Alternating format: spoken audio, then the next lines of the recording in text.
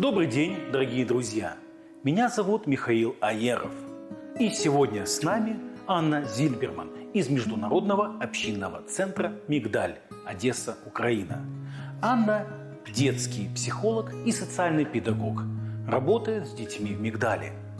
Она любезно согласилась рассказать о своем опыте и поделиться мыслями о работе с детьми, травмированными войной в Украине. Добрый день, Анна. Спасибо, что присоединились к нам сегодня. Расскажите, пожалуйста, как вы объясняете ребенку, что такое война, и как мы можем помочь детям понять войну в Украине? Как родителям лучше всего вести себя в это время? Объяснять детям, что такое война, нет никакой необходимости. Наши дети, все дети Украины почувствовали на себе это сами. Каждый ребенок, вне зависимости от того, где он находится сейчас, в Украине или за ее пределами, тем или иным образом почувствовал на себе войну. Дети из оккупированных территорий, Мариуполь, Херсон, ощутили на себе самые большие ужасы войны. Кроме бомбежек, они почувствовали, что такое нет еды. Когда мама не может дать добавку, просто потому что ее нет. И надо все делить поровну на детей, взрослые могли и не покушать. Дети из относительно спокойной части Украины знают, что такое тревога, как себя вести во время воздушной тревоги, куда нужно идти.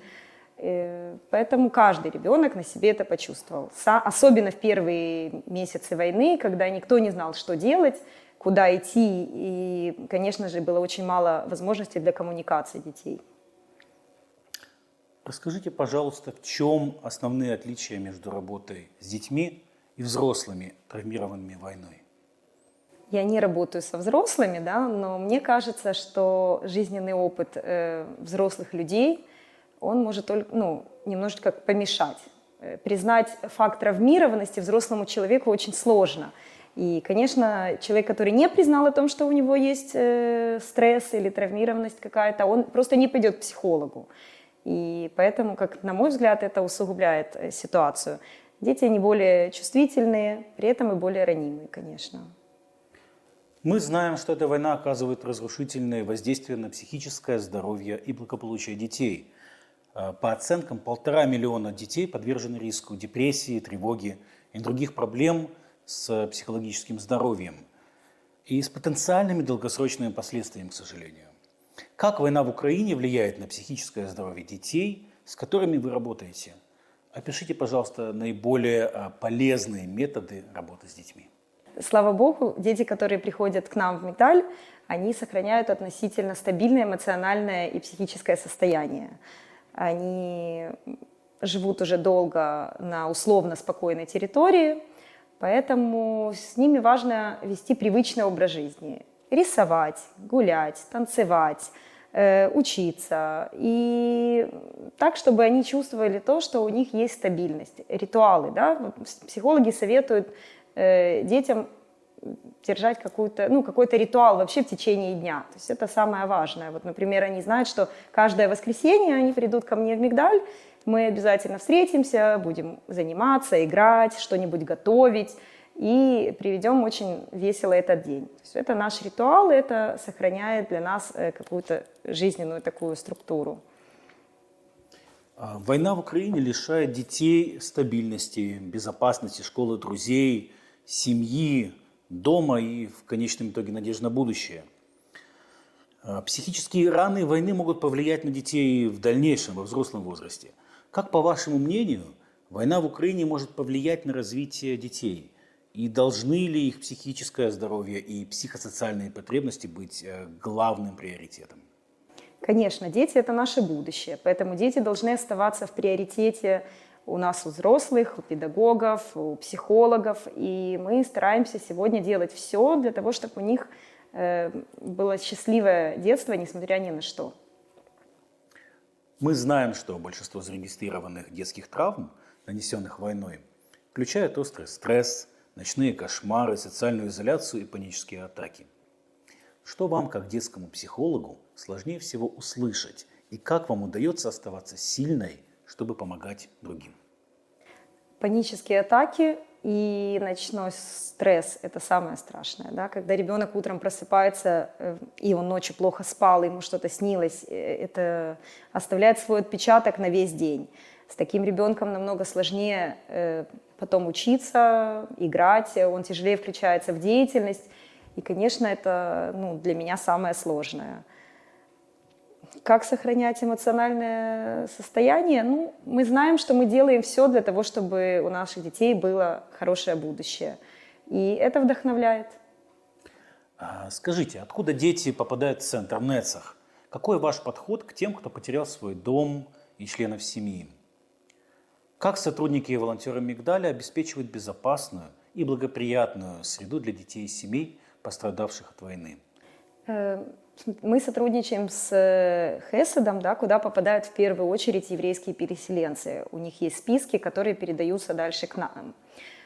Туда обращаются люди, потому что им оказывают материальную помощь, оплату помощи жилья, а потом эти люди приходят к нам, и мы с ними знакомимся. Очень сложно научиться просить. Люди, которые были вполне состоятельные, у которых были квартиры, дома, работа, вещи, они не могут прийти и сказать, что им надо. Поэтому мы сначала с ними знакомимся и предлагаем им посетить наши программы. У нас большое разнообразие программ в Мигдале, и дошкольный центр, и школьный для школьников, и каждое воскресенье работают клубы по возрастам, куда могут прийти и родители тоже. Там уже начинают работать, конечно, наши сотрудники и мадрихи, которые аккуратно пытаются выяснить, какую помощь необходимо оказать этим людям. Медикаменты, еда, вещи, канцтовары, игрушки, просто помощь куда-то отвезти, привезти, потому что люди не знают города. И так мы начинаем с ними сближаться и становиться одним целым. Война, к сожалению, уничтожает предметы первой необходимости. Школы, здравоохранение, надлежащее жилье, воду и пищу. Как пострадало образование детей во время войны? Какова общая ситуация со школьным образованием и как семьи справляются с этим? Образование в Украине сейчас в основном происходит онлайн. Мы со времен ковида знаем, что это, и все умеют этим пользоваться, это, конечно, нам помогает. Но в этом году ситуация была совсем другая, потому что не было света и, соответственно, не было интернета. Поэтому большая часть процесса обучения легла на плечи родителей.